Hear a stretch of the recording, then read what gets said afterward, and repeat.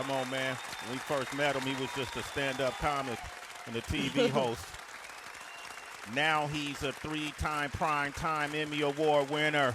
The one and only W. Kamau Bell. Things have changed, HB. Things have changed. Things have changed. Oh, my God. Change is good. Brand new. He He's doesn't brand know nobody new. no more. He knows it's different now. It's different now, but it's amazing. Well-deserved, man. How you been, sir? You know, just trying to dodge COVID. Fully vaccinated, trying to stay out of trouble. Trying to stay out of trouble. I saw the first episode of season 6. I don't think you staying out of trouble. What do you mean?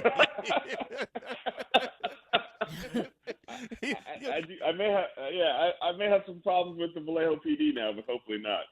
Oh my gosh! Is it called Policing the Police? This first episode of season 6.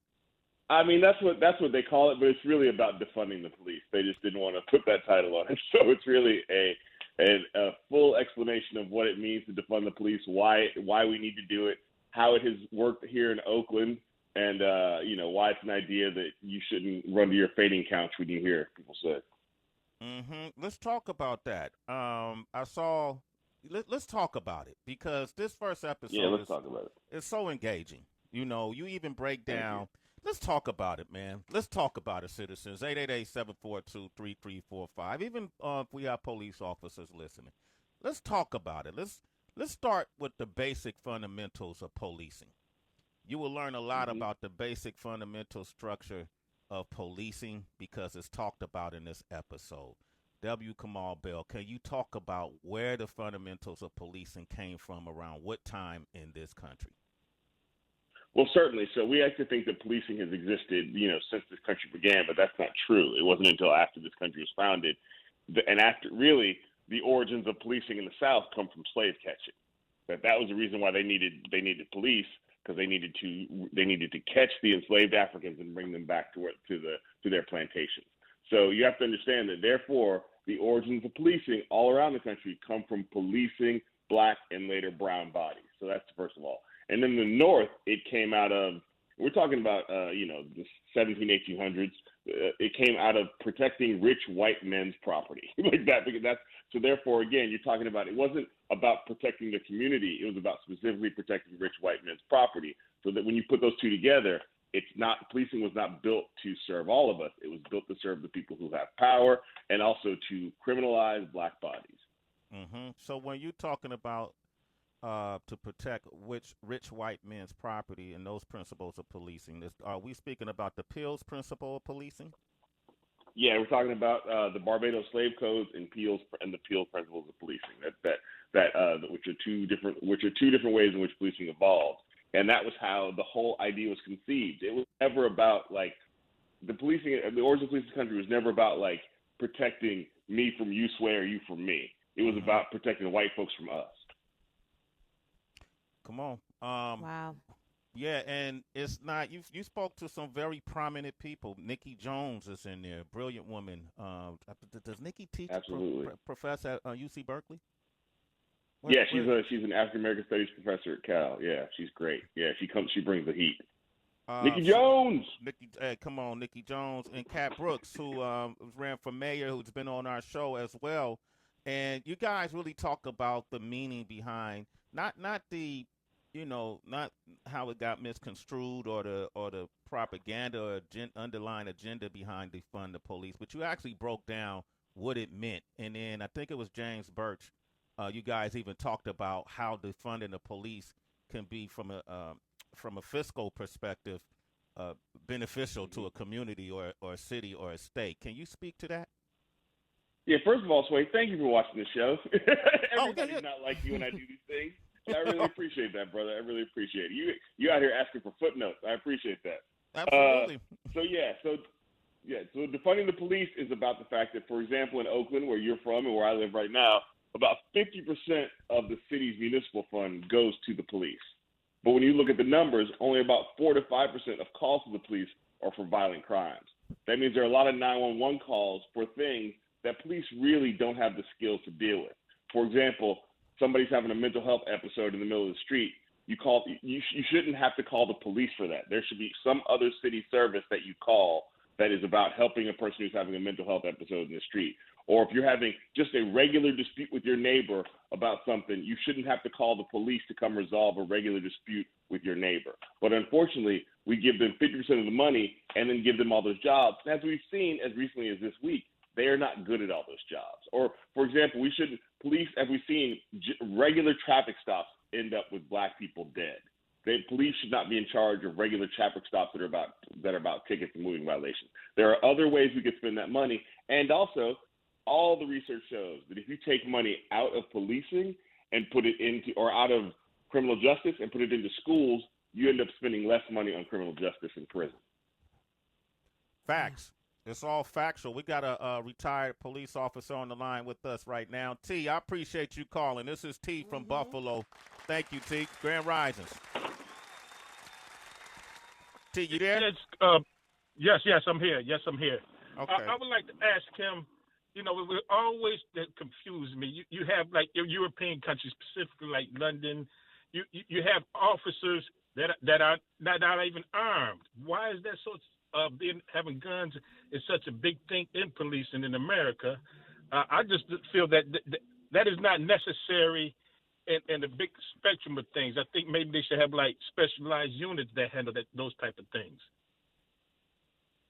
Yeah, I mean, other countries look at us and think we're ridiculous for having so many guns, first of all. But it also comes from the fact that this country was founded through a takeover of violence and genocide. If we're going to be real, this country, despite what my CNN label mate said, Rick Santorum, about that people came here and there was nothing here and that Native Americans have no culture.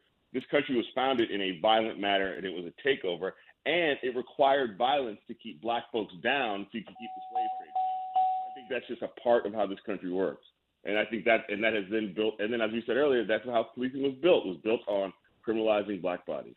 So I think, obviously, I agree with you. There should be less guns in this country, and certainly we should not, every time you call the cops for help, somebody with a gun shows up. Hey T, how long did you serve? How long were you a police officer? No, I'm retired. I'm 20 years. I did 20 years, and I got out of it. One of the good apples, sir? You one of the good apples? Oh yeah. I'm good, man. I did my job, and I got out. But I was always, disturbed. Stuff that I'm seeing today, a lot of these officers, they're not trained on mental health or people that have disabilities. Exactly. Exactly.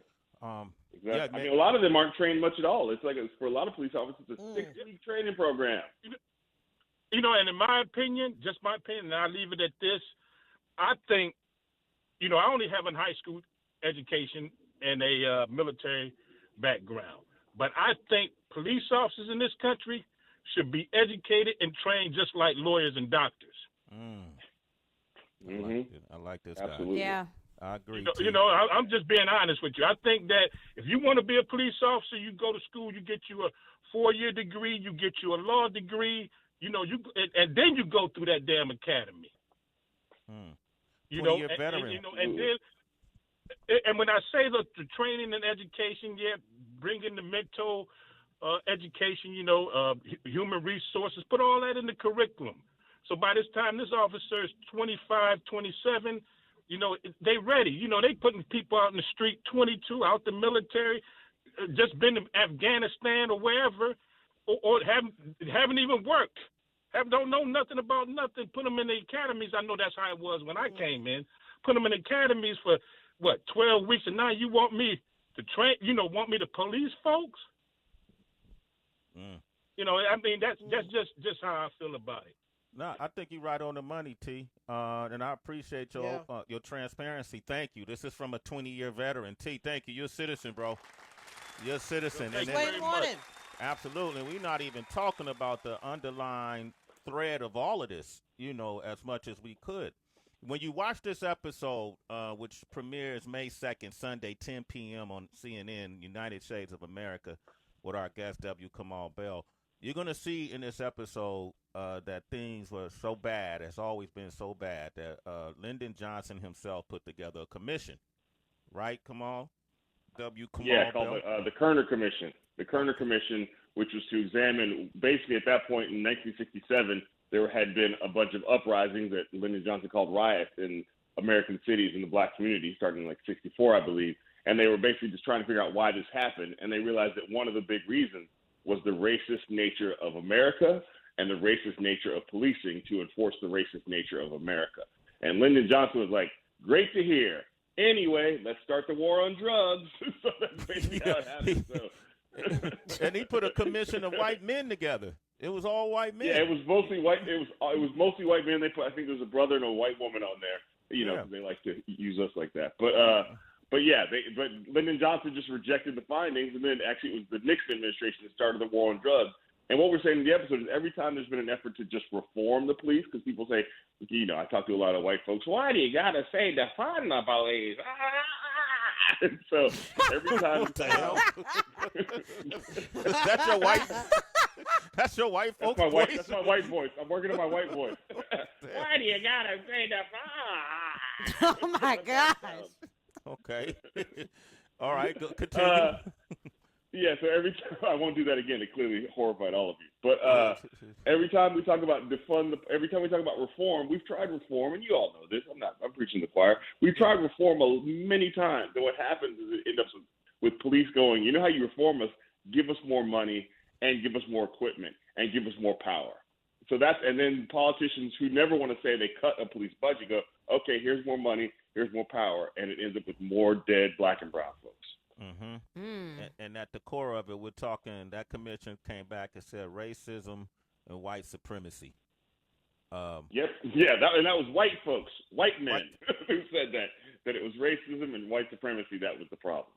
Absolutely. And that we were creating two separate societies. And this is 68. They said we're creating two separate and unequal societies, a white one and a black one. And they said that in 67. And we all know just through COVID that it's gotten worse. Mm-hmm. Dr. Massengill is on the line from Detroit. How you doing, Doctor? Hey, Doc. Hi, good morning. How's everybody doing? Doing well. Well. Good morning. Good morning. I just wanted to elaborate on, what Kamau was talking about in regards to the police not understanding or knowing how to deal with people with mental health issues. I feel that's very true. I recently seen a little boy as I was walking, getting my morning walk off in the morning, and he started walking towards me. He was waving his hands in the air, and I, kind of looked, and I recognized myself that, him waving the hands and not communicating, there was, he was autistic, and he just started running. He didn't have any shoes on, so I immediately called 911. He started running towards a busy street.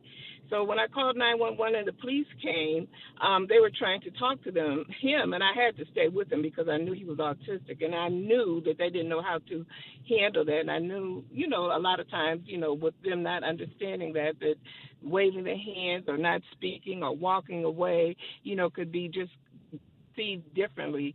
So, I stayed there and I told the police, he's waving his hands. He's not speaking because he's autistic.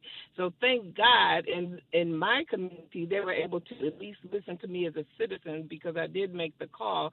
But just imagine, if he's waving his hands and he keeps walking, he doesn't, autistic people, they do not, they don't perceive language. They don't have communication skills like normal people. Mm-hmm. So that training is very, very essential. I had to just tap in and say something about that. Okay. W. Kamau, I want to thank her. Thank you for she put her life in danger doing that. And I think we have to, if we're real, that's what we have to do. We have to be there and be witnesses. But thank you for doing that. Okay. Hey, Doc. Hey, you're a citizen. We got another resident doctor here, Dr. Massey. Wow. In the morning. Absolutely. I'm a little confused by it. Go for it. I'm a little confused by it, to be honest. What's up, Kamau? How you doing? Because while I agree, like the training needs to be done, but it seems like it's just with white officers. How come we don't see this on pour of black officers shooting and killing and putting knees on neck of white alleged criminals, so to speak? So it's not all officers. It's just it's certain officers that's doing this. This is not all of them. So how come the black officers know the training and the white officers don't? What's happening here? Well, I think we're talking about the system too. That the system creates a sense in that even if you're not doing it, often you're standing next to somebody who is doing it. and the police unions and police make it really hard for them to tell on each other. There's a story of a woman named Carol Horn out of Buffalo, New York. Who was a I black saw officer. that. Yeah. Mm-hmm. Yeah. And a white officer was choking a black man, and she stepped in and pulled him off, which they're supposed to do, and they ended up firing her right before a year before she got her pension. So that's if you're a black officer and you're not doing it, but you know if you do something about it, that you're risking your job and your pension, then it makes you less likely to do something. So then, Kamau, I know that you have daughters. I don't believe you have a son. Am I correct about that? I do not have a son. I tried for 3 times. I have 3 daughters. Yeah, Tracy. I'm kidding. I told you. Don't You bring that up, Tracy. You gotta take your socks off, Kamau. Yeah. Okay, you know what? That's a good point. I like yeah, give us an update when you do that, bro. Keep us posted. That's been a sore subject for him, Tracy. Jeez. All right. Let me massage it out. Well, I bring it up because I wonder theoretically if you had a son and he was interested, or I guess this could go for a daughter. Yeah, just a child of yours that wanted to become a police officer. Would you feel proud of them or would you feel terrified? I would inform them. I think I would, and I think I would be clear about what that means. And I have kids right now who maybe want to grow up and be police officers, but they already know about George Floyd. They already know about Breonna Taylor. They know about Derek Chauvin. So I would inform them and also let them know, just like if my daughter said she wanted to be president, okay, like here we go. I'm going to support you through this, but it's going to be rough. And I think I would be clear about this is how the system works. And I hope the way that my mom raised me, that if you're going to step into the system, that you go in there to change the system, and you have to be radical about the change. So yeah, I would be real with them. I'm not going to try to discourage my daughters from doing things they want to do, but I would be real with them. No, that makes sense. I've been wondering, how a child would feel enthusiastic, would have curiosity to even explore that as a career, when so much of our conversation is about the police, bringing harm to our community more than help. You know what I mean? And so then that makes me worried about the right people joining the force and making those changes, when it's I don't know what kid would want to be a police officer. Well, for sure. And that's why I think it's important right now in this moment when we're seeing that even though Derek Chauvin went to prison on all 3 counts, the system hasn't changed. And there have been black people who've been killed since he went to prison, since he was not sentenced, but found guilty. And the system has to change. We're here in the Bay Area. A Latinx man named Mario Gonzalez was killed in the same manner George Floyd was killed just in the last week.